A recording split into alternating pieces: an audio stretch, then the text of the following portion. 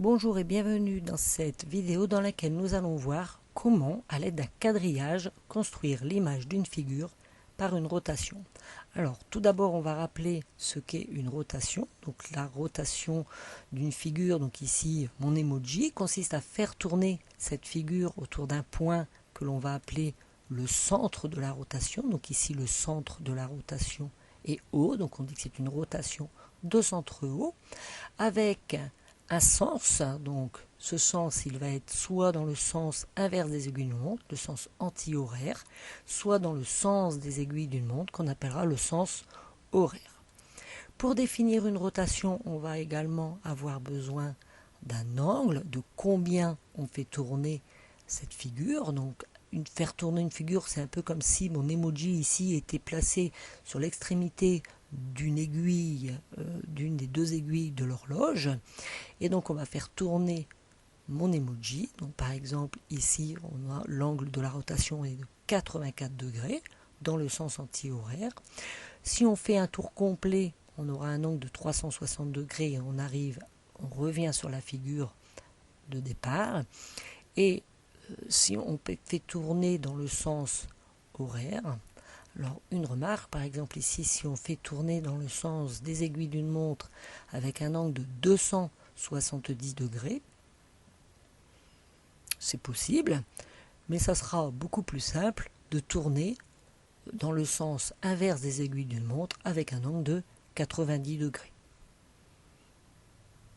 Donc, les deux rotations ici sont équivalentes.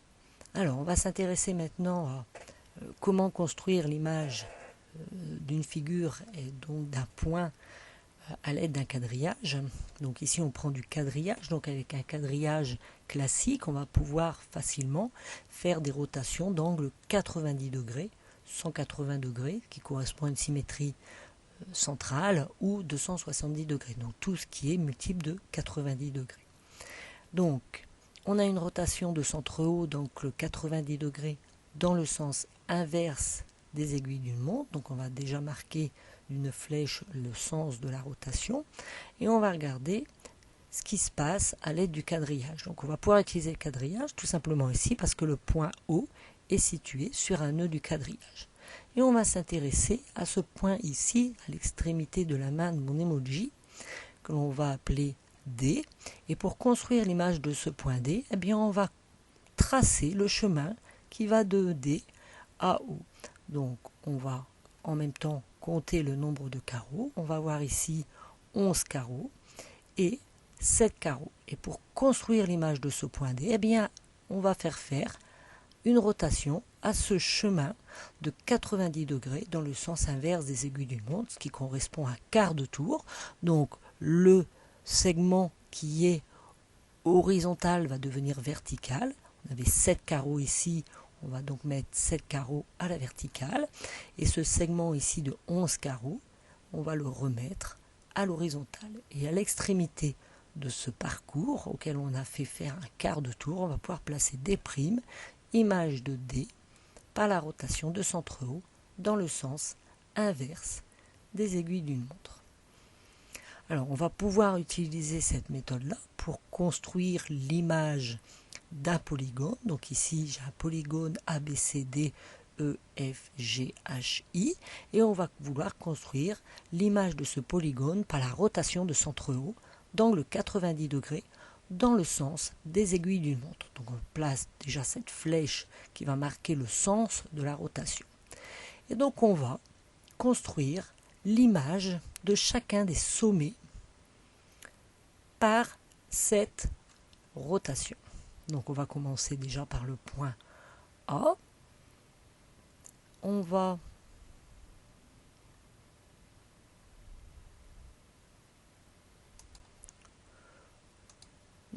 va tracer le chemin qui permet d'aller de A à O en comptant les carreaux. Donc ici on va avoir 7 carreaux à l'horizontale et 5 carreaux à la verticale. On fait faire un quart de tour, 5 carreaux et 7 carreaux, et on va placer le point A'. Alors bien évidemment, pourquoi le chemin, je l'ai effacé, puisque si on garde tous ces chemins-là, on ne va pas s'y retrouver. Donc bien souvent, on ne les trace pas, hein. On suit le quadrillage en comptant les carreaux. Donc ici, je le trace pour que vous voyez bien comment on fait. Donc on va faire la même chose avec chacun des autres sommets. Donc B à O, on va avoir 5 carreaux à l'horizontale et 5 carreaux à la verticale. On fait faire un quart de tour à ce chemin. 5 carreaux et 5 carreaux, on place B'. Puis C, 5, 3 devient 3, 5. Puis D, 3, 1 devient 1, 3. Puis E, pour E', puis F. Donc à chaque fois, en faisant effectuer à ce chemin un quart de tour autour de O. Donc G, son image, on l'appellera G'. H, son image, on l'appellera H'. Et l'image de I, par cette rotation, dernier sommet, on l'appellera I'. Alors, une fois qu'on aura obtenu l'image de chacun de ces sommets, on va tracer le polygone final en respectant bien l'ordre des points, d'où l'intérêt de les nommer. Et donc on obtiendra, si on appelle F la figure de départ, on obtiendra F', image de la figure F, par cette rotation de centre haut, d'angle 90 degrés, dans le sens des aiguilles d'une montre. Alors il existe un autre type de quadrillage qu'on appelle du quadrillage isométrique. Donc ce quadrillage isométrique est composé de triangles équilatéraux. Donc on rappelle que dans des triangles équilatéraux, les trois angles mesurent chacun 60 degrés. Et donc on va pouvoir, à l'aide de ce quadrillage, effectuer des rotations d'angle 60 degrés.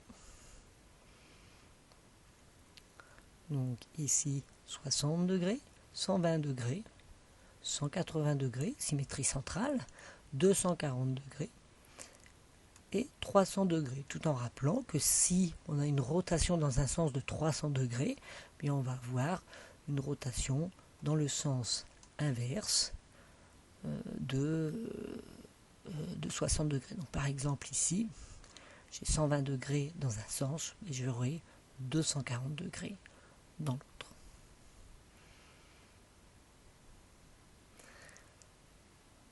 Voilà pour cette vidéo qui est maintenant terminée. Je vous remercie de m'avoir écouté et à bientôt.